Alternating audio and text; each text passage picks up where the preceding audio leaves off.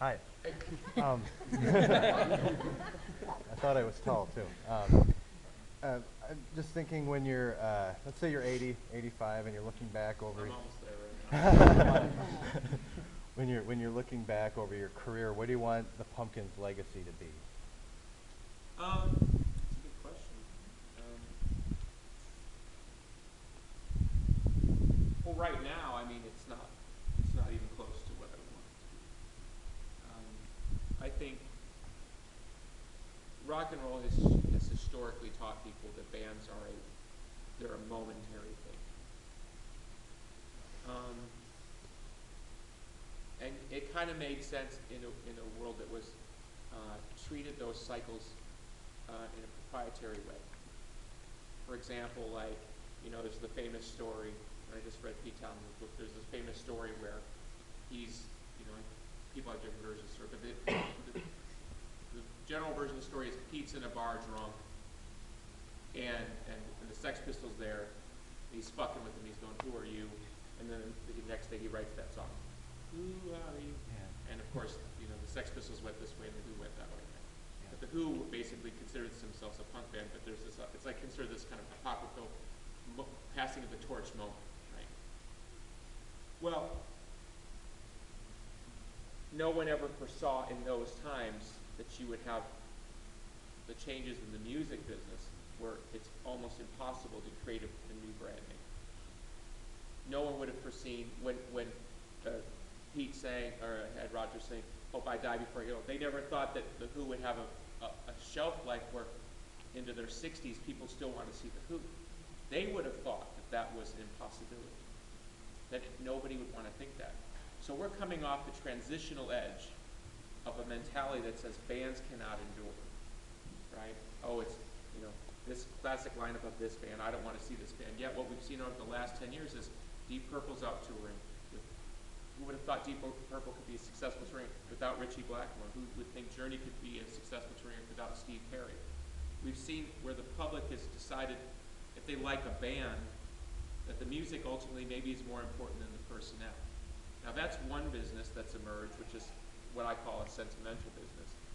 If those bands decide that maybe new music is not as important, then more power to them. What we're dealing with is the stamp that it's an oldies act put on by a bunch of people who are not fans of the band, or not they have no relativity to what the Pumpkins actually meant to a Pumpkins fan. To the casual fan who maybe bought a couple of those albums, the Pumpkins were just another band from the 90s who passed through that time like a comet.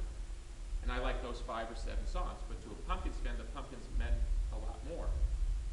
So by rekindling the spirit of what the Pumpkins means, we see this resurgence. But yet we have to deal with this mentality of like, well, why are you guys being so difficult? And I go, well, when wasn't I difficult? When wasn't this franchise about that? So I would akin it to bands are becoming almost more like sports franchises, right? Like, Bears and the Vikings are in the same division. Vikings traditionally have a certain kind of brand of football. Randy Moss years it was about throwing it deep. Bears deep. It's like we're a certain type of franchise. And so I think the future of all bands is, and ultimately will be, what does your franchise represent? Because you cannot ride the music business on the wave that it's at, because it's all predicated to be anti-artists. The music business is set up to find somebody, hey you're a star, you got 4 or 5 years in you, let me bleed you dry, get the fuck out of here. I made my money, go on. You can go play your hits somewhere else. That's the old business. The new business is it's like, hey, to create any name, you can say something, hey, do you know what Kellogg's? And anybody in this room knows what Kellogg means. Can you imagine the amount of money and energy it took to create a name? To create a name from scratch is almost impossible. Impossible. So we look at it, it's like, okay, well, what does this franchise represent? Independence of spirit, certain type of music, certain type of mentality, epic, whatever. Whatever that means to you, that's why you're here, right? But we have to constantly deal with the old mentality that says, no, you can't be that. And I keep thinking, but why? And I said this yesterday. When we look around at the other bands, and I'm talking about bands in their 20s, 30s, 40s, 50s, we're not scared of anybody. It's not like we're sitting there going, oh man, those guys are so much better than us. We're like, we can hang, we can play, and we can draw from whatever source we want to draw from. So the legacy of the band, I think, will be, does the franchise mean something? Does the legacy mean something in its totality? Not does, well, yeah, between 92 and 96, yeah, it was pretty cool. The rest of it was kind of like that. Fuck all that. What does it have?